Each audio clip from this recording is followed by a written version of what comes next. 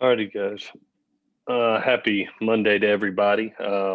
Really proud of our kids for giving us the opportunity to be in this position. We've asked them to go 1-0 each and every week, and that's what they've done. And you add them up, and it puts us with the opportunity to be in a conference championship game, and we're looking forward to that opportunity. I know, obviously, a short week. This is the second short week in a row, so logistically very similar as far as practice and opportunities to be on the field. Probably a little bit different with the exception of you really trying to right now prepare for two teams. So we'll work Washington early this week. And do a little Oregon prep at night from a staff standpoint, and hoping to gain some more information on exactly where the game is at. And hopefully crossing our fingers that everybody's healthy up in Seattle, and they have the opportunity to play. But we will be ready for both teams, both Washington and Oregon. Practice mostly Washington early in the week with some Oregon prep later in the week. Um, I'll talk today about Washington, like we're getting ready to play them on Friday night. Offensively, you can see that Coach Lake has definitely put an emphasis on running the ball up there. Sean McGrew, I think, has done a really nice job. It's nice to be able to see Sean get his turn. He's been behind some other kids that have been really good backs, and now it's his opportunity, and he's leading the way for them in their running attack. Dylan Morris, I think, has done a really nice job of managing the offense. This is an offense that doesn't make a lot of mistakes. They're +5 in turnovers right now, which has led to wins. They do a good job of being able to not make the critical errors that lose games. And then, I think Dylan's doing a great job of getting the ball to his big tight end, Cade Otton. You look at the numbers, and Cade's got double the receptions that any receiver has on the team. So, talented, not a kid, not only in our conference, but one of the best in the nation. Defensively up front, it's really maybe the first time this year that we're going to actually, have to really put an emphasis in game plan a defensive lineman in Tupelo. 7 sacks in 4 games. And you watch the tape, he's extremely explosive off the edge, and you have to know where he is at all times. He can alter a game. And so we're going to have to do a good job there, not only in game planning, but trying to simulate that type of pass rush off the edge. From the linebacker position, I'm a big fan of Ulo Fashio. 47 tackles, on the year in 4 games. He's averaging 12 tackles a game. He's everywhere. And then, obviously secondary wise, we know that Jimmy is a DB coach by trade. He's always putting great kids out there that are fundamentally sound, very well coached. Just have been a big fan of Elijah Molden over the past couple of years. I mean, captain-like intangibles, and just makes plays. There's a reason he's up for so many national awards. He makes plays. He reminds me of our guy Talanoa. I mean, they just show up and they're winners, and they make the plays and win games. So it'll be a great challenge for us. Very good team, and looking forward to the opportunity to compete. Injury wise, we had 2 kids in that game that did not play. Defensively, Britton Allen with a neck that is day to day. We'll see exactly where he's at this week. And then Dorian Hewitt was in concussion protocol last week. He's day to day, and we'll see where that goes to. And then, unfortunately, Vavai suffered a knee sprain late in the game, late in the fourth quarter of the UCLA game. We'll see where that goes to, but he did not do anything yesterday with us. We'll continue to be in rehab, and we'll monitor him through the week. I'll let you know exactly where that's at later in the week. With that, I'll take any questions that you got. Okay, we'll start Ryan Young. Or I'm sorry, Jim Hill. I know I told you'd ask the first question. So, Jim, are you with us?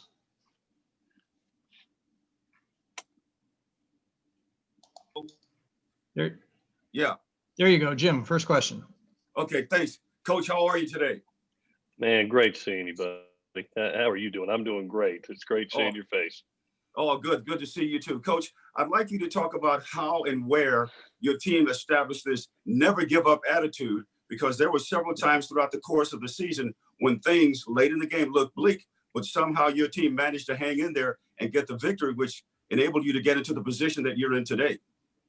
Yeah, Jim. I credit this bunch because they have experience. They went through some trials and tribulations last season as a young team that were getting their first opportunities to play, and I thought they grew as a team and started playing their best ball towards the end of the season, and they've carried that over to this year.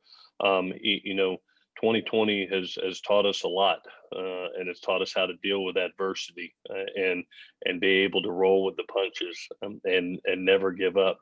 Just look for the next opportunity, and whether it's these kids that got told to go home on March 15th and didn't get to come back till July 6th, and then prepared each and every day from July, not knowing whether we were going to have a season or not. They're playing for the love of the game and playing for the love of each other. And you can see it. It's evident. It's evident on the field. It's evident in the locker room. And it's been one of my most fun years because of it. Just to see how much fun they're having together. But I think a lot of the things that we've been through, both last season as growth and this season with the adversity in the off season, has really grown us as a team and has molded us together and hardened us. And so there's no situation that we don't think we can overcome. Well, thanks, Coach, and have some more fun this week. Thanks, Jim. Really appreciate it. Great seeing you. Thank you. Okay, now we'll go to Ryan Young. Sorry about that, Ryan. No problem. Clay, what have you been told about when a final decision will be made on who you are playing, and what are your feelings about being put in a situation where you may not know until late in the week? Obviously 2020 has been a different year, and we've taken the approach, Ryan, that anytime, any place, anywhere, anyone, and you roll with it because you don't know if you'll have we've seen other games in league and across the nation that have been changed, so it's been part of it. Like I told the team, nobody's going to feel sorry for us. We've got to prepare and do our job, and that's the approach that we've taken. As far as the information coming back, I know we're all early testing this week with PCRs, and we should be able to get that information back hopefully today on both teams to see just where everybody's at and see the reality of the situation. So I'm hoping that we have better information by this afternoon and going into tomorrow. But like I said, our staff is preparing for two teams because in today's time, you don't know what's going to happen. At least the other team. Cal, UCLA early in the season that came in late in the week. So you roll with the punches, and like our kids have always said, just put the ball down, coach. It doesn't matter. It doesn't matter if it's 9 a.m. It doesn't matter if it's a Friday, a Sunday. It doesn't matter who's it's against. We just want the next opportunity, and this next opportunity just happens to be a championship game, and we're proud to be here. And you mentioned Vi obviously had a huge game for you on Saturday. What led to the decision to really ride him as a true lead back? And was Marquis step full strength? Yeah, Vavai, I thought really got hot in that game.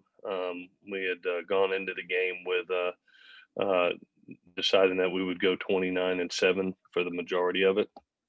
And Vavai really got hot and really was feeling that you could see. So we rode him. I thought when Stephen came in, what went unseen. Stephen made some unbelievable protection pickups for us, especially on third down pressures. Did a really nice job and some of the bigger plays of the game, to be honest with you. So both those two kids had a big role for us. Vavai got the numbers, but Stephen really was able to get some of the hidden success in pass pro. With Vavai possibly being out, I even met with Marquise yesterday and said, hey, this is going to be an unbelievable opportunity if Vavai can't go. And you have to take the approach that each opportunity of being that style of back, that physical style of back is we're going to need in this game. So it's a great opportunity for him and Keenan Kristen and Steven to help us go win a championship if Vi can't go.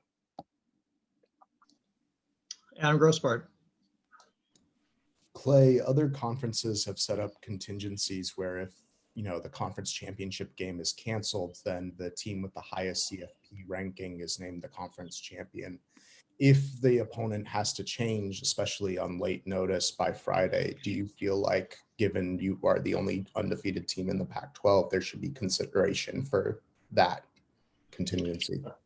I'm a chain of command guy, so I control what I can control, which is, tell me where to play and tell me who it is, and it doesn't matter what time. That's the approach we took coming into this season. So, whatever's determined by Larry in the conference, that's what we're doing. That's what we're going to do. And we're just looking, like I said, we're just looking forward to the next opportunity. We'll be ready either way, whether it's Washington, whether it's Oregon, whether it's whoever. We'll be prepared, and it'll be daylight till dark. It'll be a grind, but that's what happens on championship week while it's signing week also. So it's we can sleep after this week and get some rest, but this week is championship week, and let's act like champions and get our job done. So we control what we control, Adam. I hope that answers it. If they ask us to play, we're going out and playing. And just back to that final drive on Saturday, what did those two checkdowns tell you about the confidence level that Keaton is playing with at this stage in his career, especially when a field goal would have been sufficient to take the lead? Mm-hmm. Yeah, we've always said make the most of each opportunity, and if people are going to play us in man, we're going to take advantage of it. And I go back and think about that, and great players, I think, makes the most of when they see advantage coverages. And, for Keaton to have the confidence and in that, and to check to a vertical route with Tyler Vaughn's down the right boundary speaks volumes to what he does. And then you look at that, actually calling a run to set to the left to be able to set it up in the middle, but him seeing one-on-one and tagging a vert with it to Amon-Ra. I mean, what confidence level. And you look back and to be up, that amount at the end rather than them being able to get a field goal, drive it right back down and maybe have a chance at a long field goal really helped. I mean, they had to throw a Hail Mary. So, I was proud of our kids and proud of him, especially for what he's done in the fourth quarter. I saw some stat that, he's sitting here 13 touchdowns to 0 interceptions in the fourth quarter. And it was a big point of emphasis of us going to the game. If you go back and look at UCLA in the fourth quarter, they were a dominant team all year in the fourth. And that was a big priority for us, was to finish. And we ended up finishing in the fourth 20-3. 20 points to their 3 points, and it really was the difference in the game. So the way our quarterback performs down the stretch has been a big key to our success this year. Okay, we'll go to Ryan Karchi. We're going to do a few more questions here, and we're going to have Amon and Graham join us shortly. Good morning, Clay. I know you said you're going to spend the nights sort of looking at Oregon, but could you give us a little bit more insight into how much you actually can even get into Oregon? Like, are you just sort of lightly reviewing what they've done this season? Are you creating game plans as if kind of in the same situation that you're in with Washington, or how do you balance that? Yeah. Not to go and give strategic information away, but we really spent yesterday, Brian, working on Washington specifically and focusing on Washington, and spent the day and night as well as some of our walkthroughs yesterday afternoon with the team, just Washington. That will be the same today for our football team. We'll institute first and second down game plan today with them. Tonight we will be starting looking at Oregon a little bit as a staff after this practice. and be able to do things that are similar. Usually when you play in teams, they're usually similar to maybe another team that you've played earlier, and some of the thoughts that have come, maybe certain schemes or certain personnel groupings, certain defensive fronts, maybe certain coverages that you've seen, and like we've done all year, I don't think we're going to trick anybody. We're going to just do what we do. We came into this year saying, hey, let's be an execution based offense, defense, and special teams. Let's not try to make the kids overthink things. Let's be good at what we do, and play fast and aggressive. So, we'll get to some of the Oregon things later tonight, going into to tomorrow, and prepare for a game plan for it. And based on information that we get back as we go through the week, there'll have to be some reps on that, as we go later in the week on the grass with the kids. Do you feel like, obviously you guys are preparing for two teams, but Oregon and Washington are just preparing for you?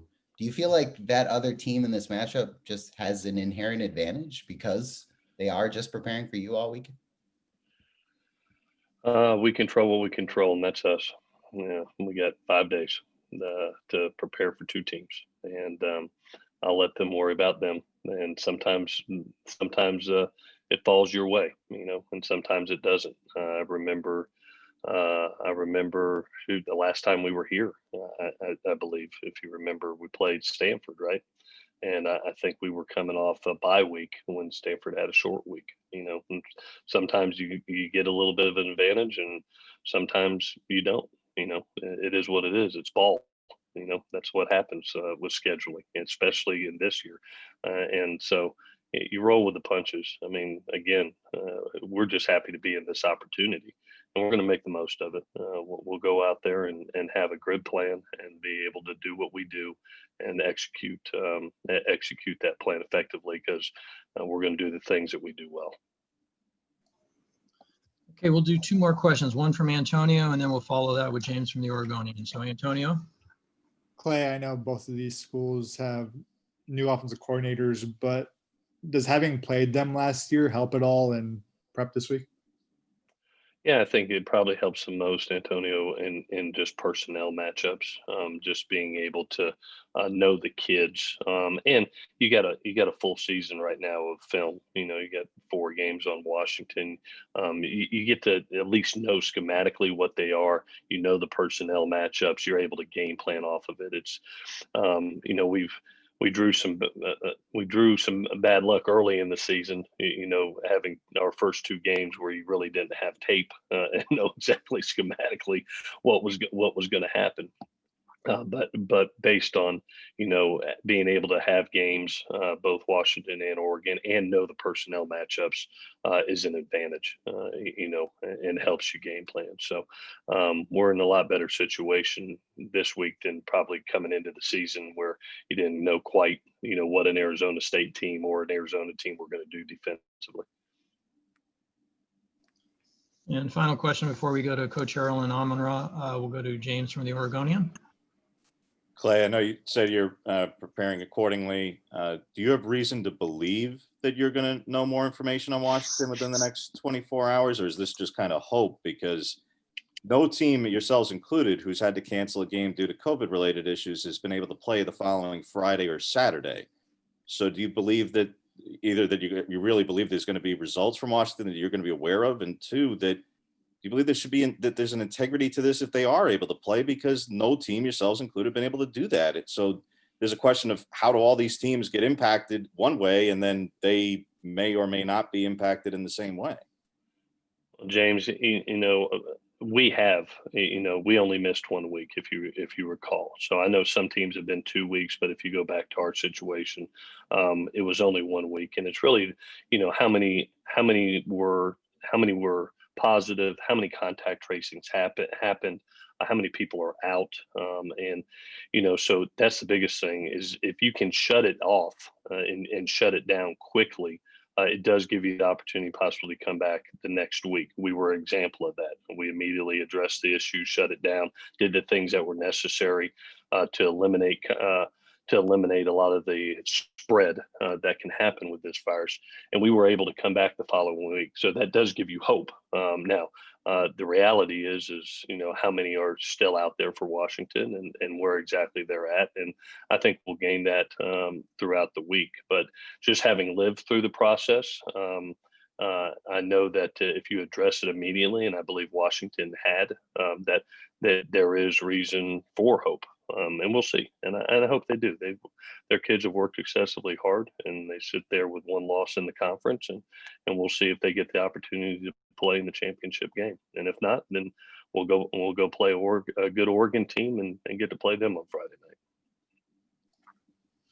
Okay, Clay, thank you for joining us. We kept you a little bit longer today, but appreciate that. And we'll see you again in 2 days. All right. Thanks, guys. Take care. Bye-bye. Okay, and we have with us now Coach Harrell, our offensive coordinator, and Amon-Ra St. Brown. We will just take questions, so please raise your hand and I'll call on you. Questions for either of them. I'll let you line up for questions.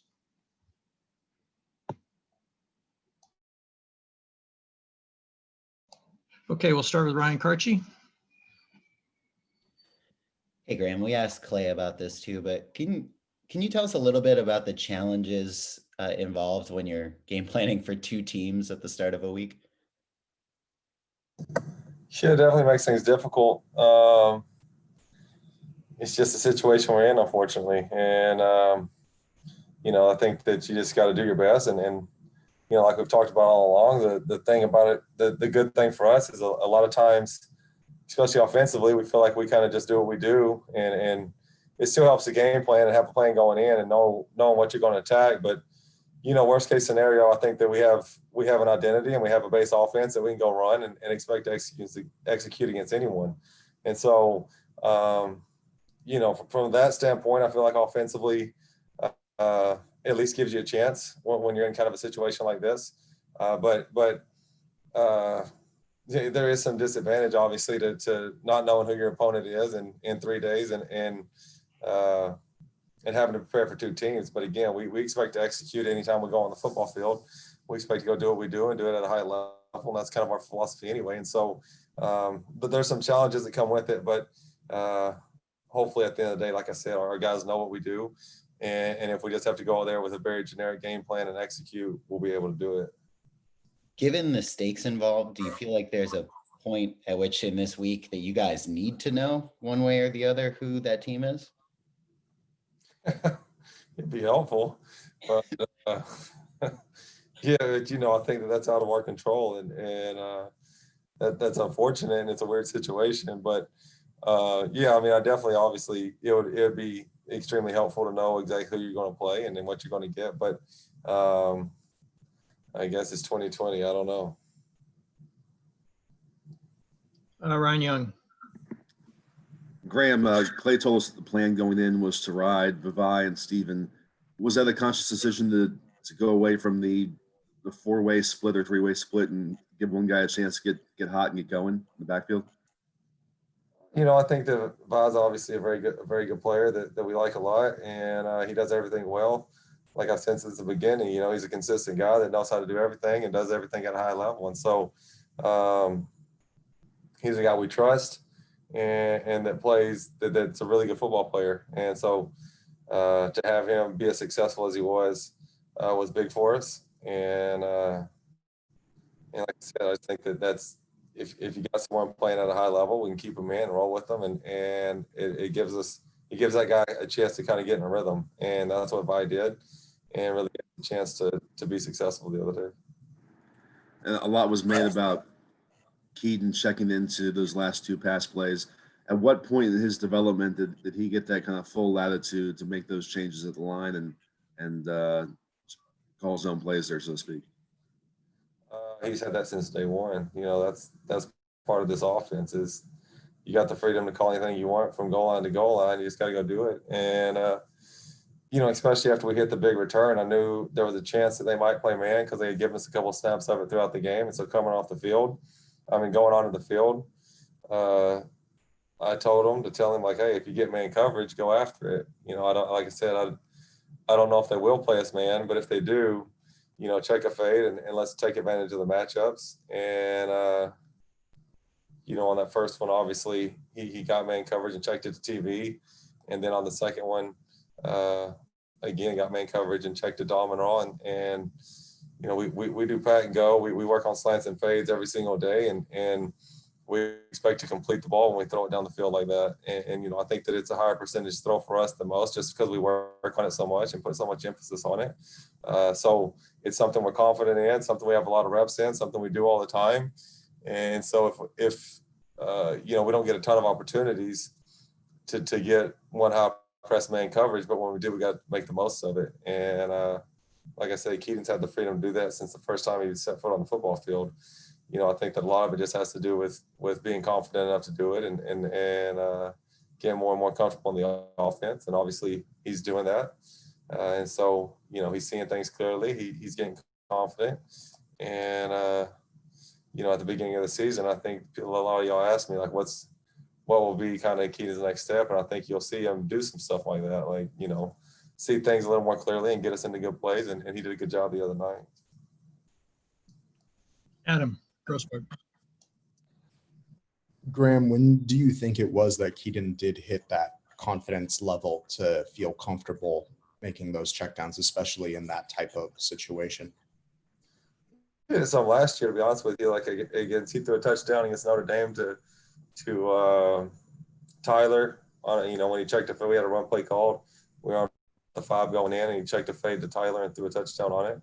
I think the biggest difference is just the confidence he has to do it now. I mean, last year he would check a fade and throw it, and he might throw a touchdown or something. Then he'd come off the sideline and ask, like, hey, was that a good idea? And it's like, well, you threw a touchdown, so it was obviously a pretty good idea, And so, I think that there's more. I think he has more confidence and more assurance. And I can remember last year also he checked a fade, I think to Amon-Ra, some down in our place. I forget who we were playing.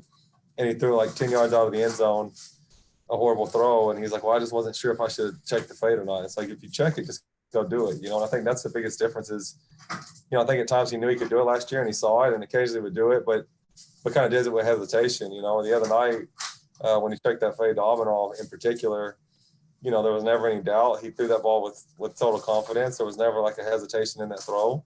And you see when you have that freedom and you play and attack him with the confidence that he did, most of the time you're going to be right, and that's what I try to emphasize those quarterbacks is, I call plays that I think are going to work, but if you see something and you call it, you usually know it's going to, you have a lot more confidence because you're like, oh, this is about to work, and so that's, it doesn't really matter what plays I like. And I try to tell Keaton all the time is let me know what you like and we'll get into those plays. Because when that quarterback believes in it, when that quarterback has confidence in it, the play is usually going to work. And so when you check something, like I said, if you check it with confidence and you're like, man, I got it, and you go after it, the play normally works because the quarterback and the receiver are doing it with a ton of confidence and expecting it to work. And so that's where I think the biggest difference is last year he saw it sometimes and even checked it sometimes. He just kind of did it with hesitation, wanting to be like, oh, I hope I'm right. I hope I'm right. Where now I think it's just more of a, oh yeah, I got this. Let's go after it, Amon-Ra, just as a receiver, like what's going through your head as you're hearing those checkdowns at the line of scrimmage? Yeah, I think it's like Graham said. I think it's awesome to see Keaton growing as a quarterback, because I remember last year we barely got we barely had Keaton check out of stuff as receivers. He only did it a few times in the season, and this year you really see him growing and really more confident as a quarterback, and he's taking control. Whatever he sees, if he likes, he's throwing it up to us on the outsides or changing the play whenever he can. So I think just as a receiver, knowing that your quarterback is seeing the defense and understanding it and telling you, he knows what he sees and go run it and has confidence in us. I mean, it feels awesome. Ryan Abraham. Amon-Ra, can you walk through that final touchdown catch? When did you know he was changing the play and checking it off to throw you a fade? Yeah, so there was actually kind of a little miscommunication. It was actually supposed to be a run play, I remember looking back at the coaches to get the signal, and we had gone to a formation that we usually don't get into.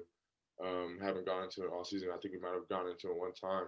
So I was a little confused. And then last minute, I looked at Keaton, and he told me to run a fade.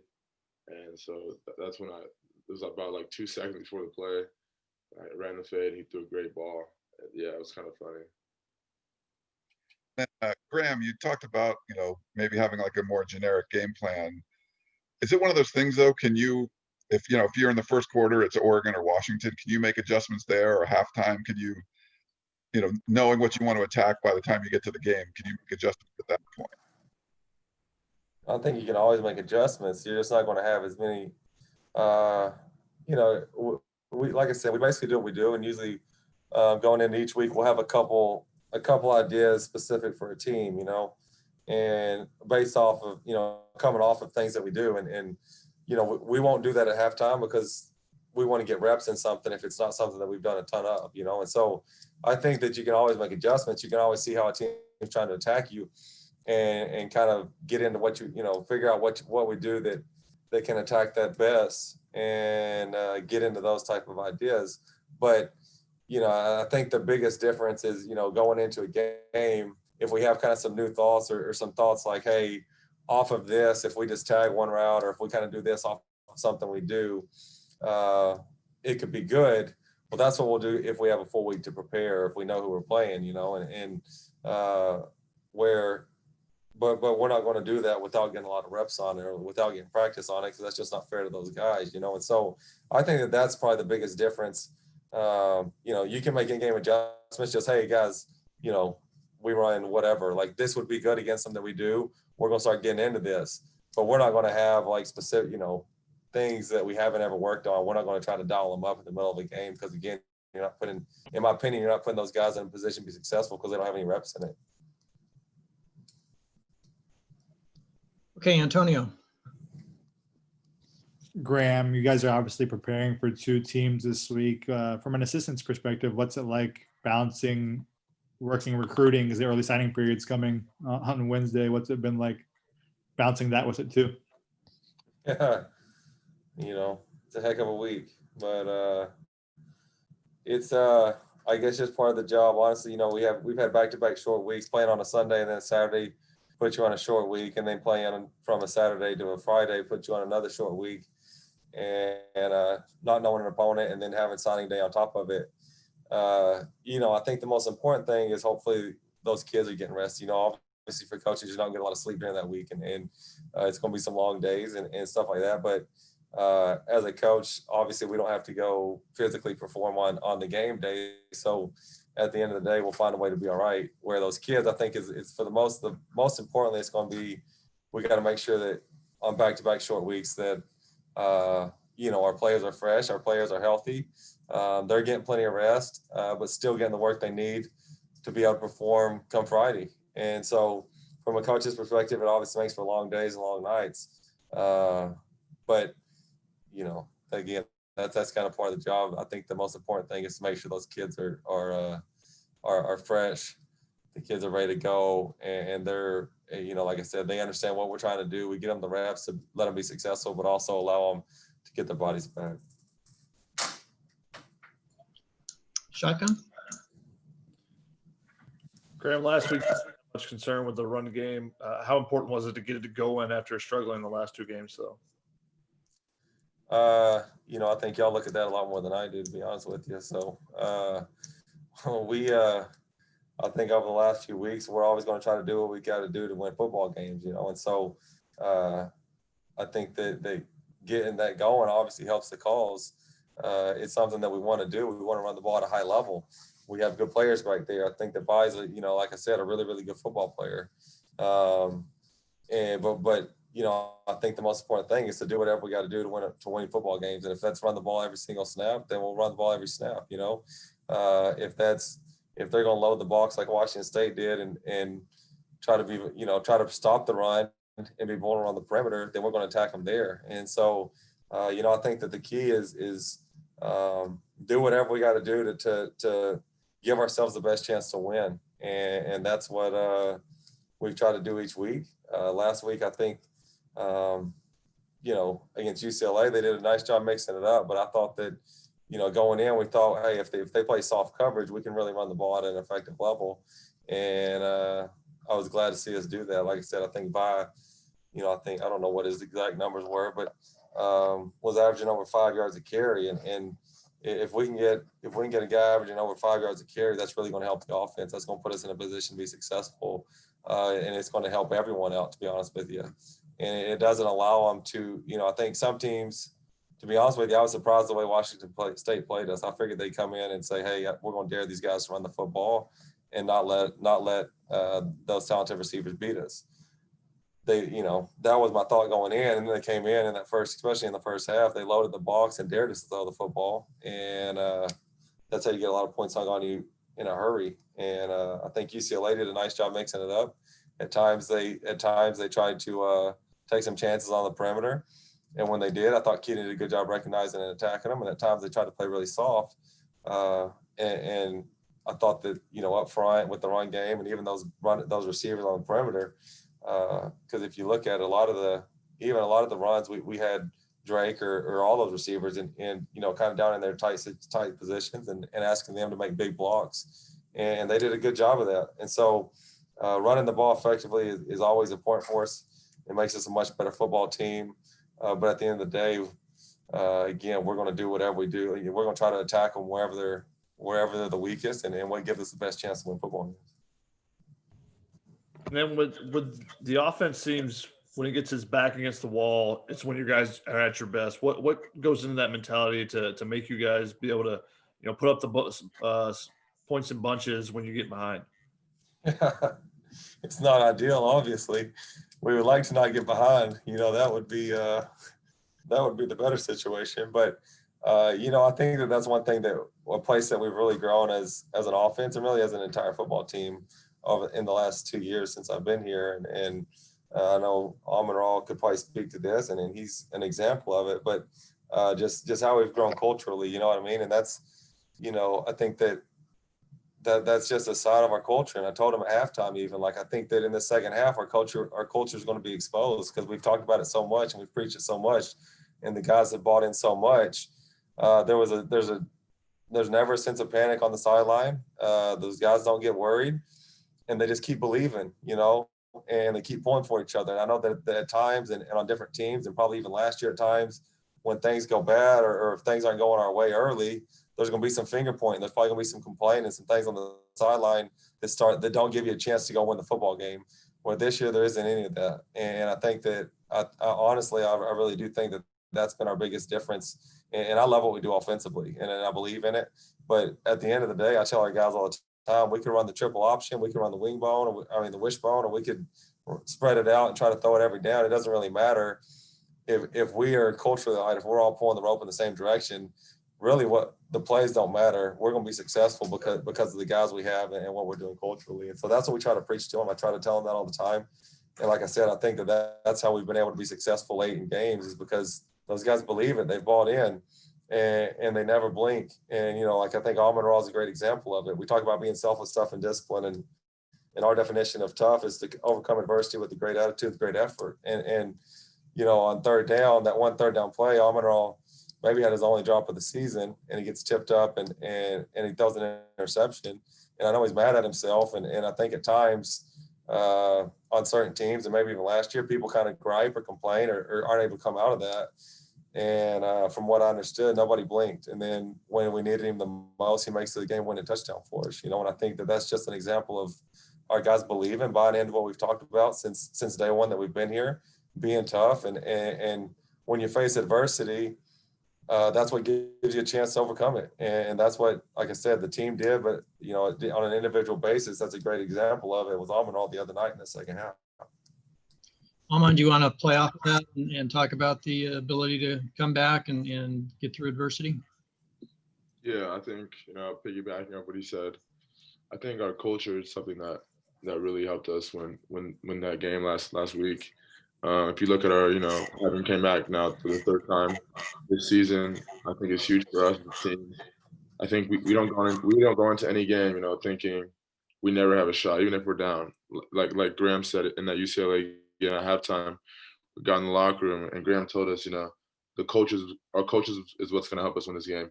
And we went out there, we scored a few points, and I remember UCLA scoring again, and it was going to be on us on the offense to win the game, and we went out there and made plays, and I remember dropping that post like he said, and everyone came to the sideline and told me, don't worry about it, we got them.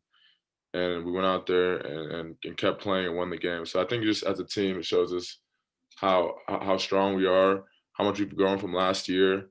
I think you guys can see it. I mean, I hear people telling me all the time, you guys come back all the time. It's crazy how you guys do it. How do you guys do it? I mean, I think as a team, we just believe, we trust in each other, we believe in our coaches, and we know we can get the job done. So that's the biggest thing. We have time for one quick question. We have to let the guys go in about 3 minutes. Greg Beecham, we'll give you the last one. Hey, Amon-Ra, can you tell us a little bit about how the guys are handling the challenges of this week, not knowing exactly who you're going to play, and also, your second straight week of short rest, and what would a Pac-12 championship mean after everything you've accomplished this year and the circumstances in which you have to try to win it? Yeah, having come from not having a season at all to being in a Pac-12 championship is awesome. This is my first Pac-12 championship, so I'm really excited to finally participate in this game. But like you said, not knowing who we're going to play, I think our coaches make it easy for us. I think it's harder on them than it is for us. They're obviously making the game plan, doing all the hard work. So I think for us, we just go out there and listen to our coaches and do what they say, and I think we'll be just fine. Obviously we might play Oregon, we might be Washington, we don't know yet, but I think if we just go out there as an offense and even as a team and execute what we do, I think we'll be fine. Obviously, there's wrinkles into the game plan with each team, but like I said, I think our coaches are going to do a great job of preparing us, and I think we'll be fine. Thanks.